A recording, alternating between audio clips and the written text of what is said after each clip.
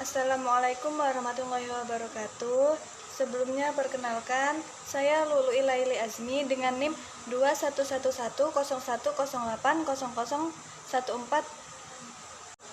Di sini saya sebagai kelompok 12 ingin menjelaskan tentang kemunculan hadis maudhu dan beserta faktor yang melatar belakanginya.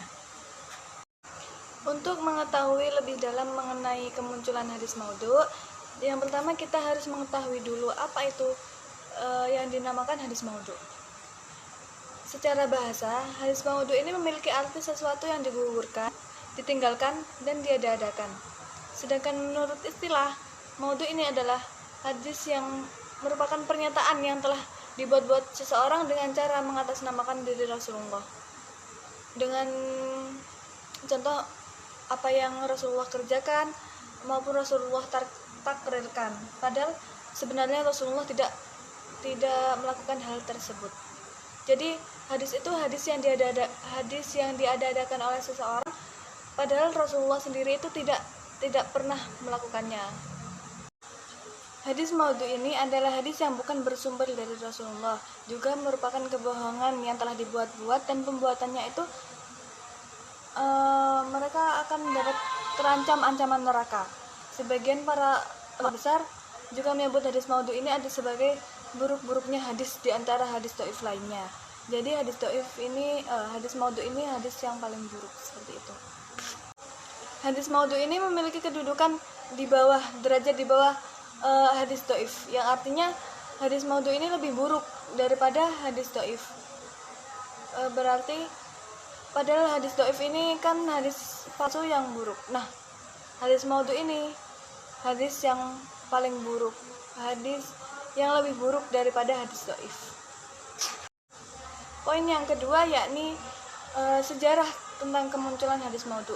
Ada 3 pendapat para ulama mengenai munculnya sejarah kemunculan hadis maudhu ini. Ada sebagian ulama yang berpendapat bahwa kemunculan hadis maudhu ini sudah ada sejak Rasulullah masih hidup. Pendapat ini dikuatkan dengan adanya hadis Rasulullah yang berbunyi, "Inna kadiban alayya laisa kadibin ala ahadin man kadaba alayya muta'ammidan falyatabawwa maq'adahu minan nar." Barang siapa yang berdusta dengan mengatasnamakan Rasulullah dengan sengaja, maka berarti ia telah mengambil tempatnya di neraka. Jadi pendapat para ulama dikuatkan dengan hadis ini, yang dapat diartikan bahwa kemunculan hadis maudhu ini sudah ada sejak zaman Rasulullah masih hidup. Pendapat yang kedua yakni dari Shalahuddin Al-Jabi. Beliau berpendapat bahwa kemunculan hadis maudhu ini ada sejak adanya masalah dunia, yakni pertikaian politik, bahwa ada seseorang yang membuat hadis palsu untuk memperkuat golongannya. Jadi dia membuat hadis palsu dengan mengatasnamakan Rasulullah, padahal Rasulullah tidak pernah meriwayatkan hadis tersebut. Dilanjutkan dengan pendapat yang ketiga, yakni para jumhur al-muhaddisin, yakni para ahli hadis, menyatakan bahwa kemunculan hadis maudhu ini ada saat masa pemerintahan Ali bin Abi Thalib. Beliau menyatakan pendapat ini karena dulu sejak zaman pemerintahan Nabi dan khalifah setelahnya sampai khalifah Utsman bin Affan itu tidak ada pemalsuan hadis, karena mereka sangat gigih dalam meneliti suatu hadis, dalam memilah suatu hadis. Jadi tidak ada pemalsuan hadis yang muncul pada saat itu, karena mereka sangat gigih dalam meneliti suatu hadis, dalam memilah suatu hadis. Jadi tidak ada pemalsuan hadis yang muncul pada saat itu. Pribadi Rasulullah. Yang ketiga, mengaburkan pemahaman umat Islam terhadap ajaran Islam. Jika banyak orang awam yang tidak banyak mengetahui tentang ajaran Islam, mereka didoktrin oleh hadis maudhu, maka pemahaman mereka akan rusak, seperti itu. Kemudian yang keempat yaitu melemahkan jiwa semangat umat Islam. Melemahkan jiwa semangat umat Islam di sini maksudnya zaman dulu kan banyak terjadi peperangan. Jika jiwa semangat umat Islam di sini lemah, maka peluang untuk menang dalam peperangan ini semakin kecil. Poin yang selanjutnya yakni faktor yang mempengaruhi munculnya hadis maudhu. Di sini terdapat beberapa faktor. Saya hanya menyebutkan saja, di makalah sudah saya tertuliskan secara jelas. Yang pertama ada faktor politik, kemudian faktor kebencian karena adanya perbedaan dalam pendapat ilmu fikih dan ilmu kalam. Kemudian ada faktor kebodohan, fanatisme yang keliru. Kemudian faktor karena banyaknya pendongeng. Nah, pendongeng ini ingin menarik perhatian dengan dongengannya itu dengan memodifikasi hadis Nabi yang mereka buat sendiri. Jadi ia memodifikasi hadis maudhu, memasukkannya ke dalam dongeng mereka. Jika para pendengarnya tertarik, maka mereka akan dikasih upah.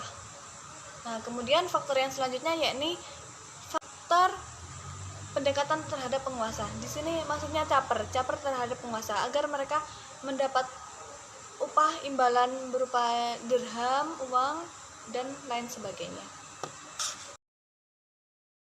Poin yang selanjutnya yakni ciri-ciri yang terdapat pada hadis maudhu. Di sini ada beberapa ciri-ciri, ada ciri-ciri yang terdapat pada sanad dan ada juga ciri-ciri yang terdapat pada matan. Kemudian ada beberapa ciri-ciri yang lain seperti terdapat keganjalan dalam hadis dan maknanya itu rusak. Jadi komposisi bahasanya dalam hadis itu rusak, jelek jadinya, bukan seperti hadis sahih dari Nabi. Kemudian adanya pengakuan sendiri dari pembuat hadis palsu tersebut. Misalnya, saya telah membuat hadis palsu ini, seperti itu. Kemudian bertentangan dengan Al-Quran dan juga hadis. Bertentangan dengan ketetapan Al-Quran dan Sunnah. Kemudian kefasihan bahasanya tidak seperti bahasa Nabi. Kemudian ciri-ciri selanjutnya yakni adanya petunjuk bahwa perawi hadis tersebut adalah seorang pendusta. Jadi hadis ini tidak diterima atau ditolak. Kemudian seorang perawi sebelumnya menyangkal bahwa beliau pernah meriwayatkan hadis pada seseorang pembuat hadis palsu tersebut. Poin yang selanjutnya yakni hukum meriwayatkan hadis maudhu. Nah, di sini hukum meriwayatkan hadis maudhu ini adalah haram mutlak, perlu digarisbawahi dan perlu ditegaskan kembali bahwa hukum meriwayatkan hadis maudhu ini adalah haram mutlak. Tapi di sini ada pengecualian, yakni boleh meriwayatkan hadis maudhu dengan tujuan menjelaskan atau menunjukkan atau mencontohkan bahwa hadis tersebut adalah hadis maudhu. Seperti contoh, man rafa'a yadayhi fi ruku'i fala sholata lahu. Nah, kemudian seorang perawi tersebut berkata, ini adalah sebuah contoh hadis maudhu. Nah, kalau seperti itu boleh, hukum meriwayatkannya itu boleh, karena dengan tujuan mencontohkan bahwa dan menjelaskan kedudukan hadis tersebut adalah hadis maudhu. Poin yang selanjutnya yakni penanggulangan para ulama untuk mengatasi dan memberantas munculnya hadis maudhu ini. Yakni yang pertama, meneliti karakteristik setiap perawi melalui tingkah laku mereka dan periwayatan mereka. Yang kedua, memberikan para pemalsu hadis peringatan keras dan mengungkapkan aib mereka serta kejelekan mereka di halayak umum. Kemudian, menguji kebenaran suatu hadis dengan membandingkan dengan hadis yang telah diakui keberadaannya, hadis-hadis sahih seperti itu. Kemudian, membuat buku-buku yang berisi tentang contoh-contoh hadis maudhu. Jadi, agar kita bisa membedakan mana itu yang hadis sahih dan mana juga yang hadis maudhu. Kemudian meneliti perawi dalam status kejujurannya. Jika meriwayatkan suatu hadis itu dilihat perawinya, apakah ia berdusta. Jadi untuk menerima suatu hadis itu dilihat dari perawinya. Jika perawinya seorang pendusta, maka otomatis hadis tersebut ditolak.